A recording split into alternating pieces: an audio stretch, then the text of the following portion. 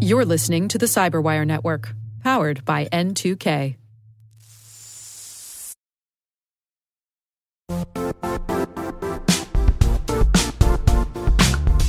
And now, a word from our sponsor, Cortex. Security teams face a barrage of more security tools create more complexity. More devices need protection. More specialized focus areas create more silos. The security landscape is changing fast. How can security operations transform to meet current threats? Cortex by Palo Alto Networks consolidates SecOps tools into an integrated platform and helps organizations stop threats at scale with AI, automation, and analytics. Learn more at paloaltonetworks.com/Cortex.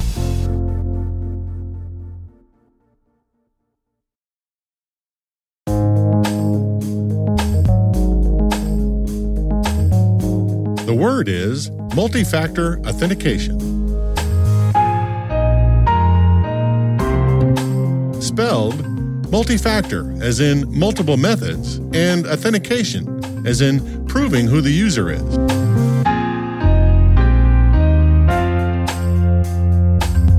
Definition: the use of two or more verification methods to gain access to an account.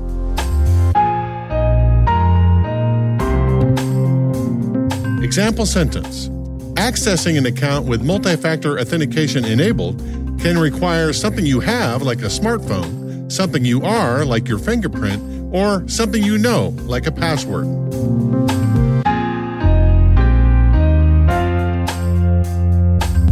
Origin and context.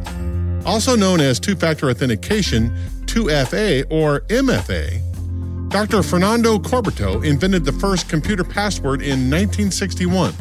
Only a couple of decades later, the development of biometric authentication pioneered a global movement of crime fighting and interconnected data.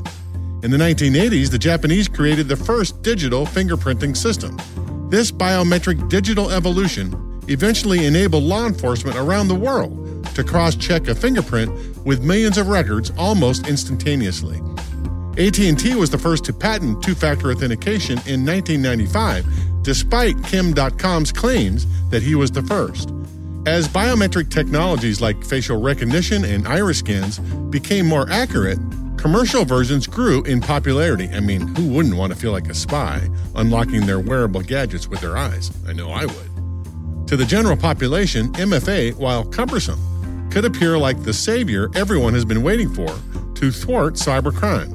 But if you've been in cybersecurity for any amount of time, you know that there is no silver bullet. Roger Grimes, KnowBe4's data-driven defense evangelist, reminds us that just about anything can be hacked. Quote, I can hack any MFA solution at least 5 or 6 different ways. And right now I'm writing my latest book on the topic, and it looks like I'll be able to document close to 50 ways to defeat MFA, end quote.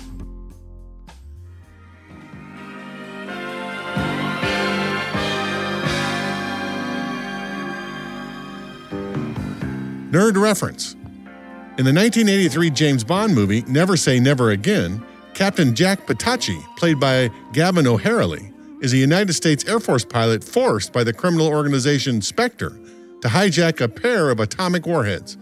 Spectre forces Patachi to undergo an eye operation to make his retinal pattern match the President of the United States, which allows him to steal the warheads. For the James Bond nerds out there, Never Say Never Again was the final performance in a movie by Sir Sean Connery playing James Bond, and was essentially a remake of the movie Thunderball that he made in 1965. And in the category of You Can't Make This Up, the closing credits include the line, Thanks, AK. It refers to Adnan Khashoggi, the Saudi arms dealer who allowed the movie producers to film aboard his 282-foot yacht, the Nabila. He later sold the yacht to Donald Trump, who renamed it the Trump Princess.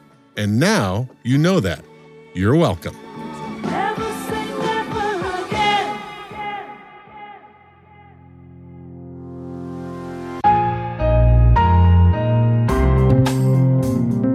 Word Notes is written by Nyla Genoe, executive produced by Peter Kilpie, and edited by John Petrick and me, Rick Howard. The mix, sound design, and original music have all been crafted by the ridiculously talented Elliot Peltzman. Thanks for listening.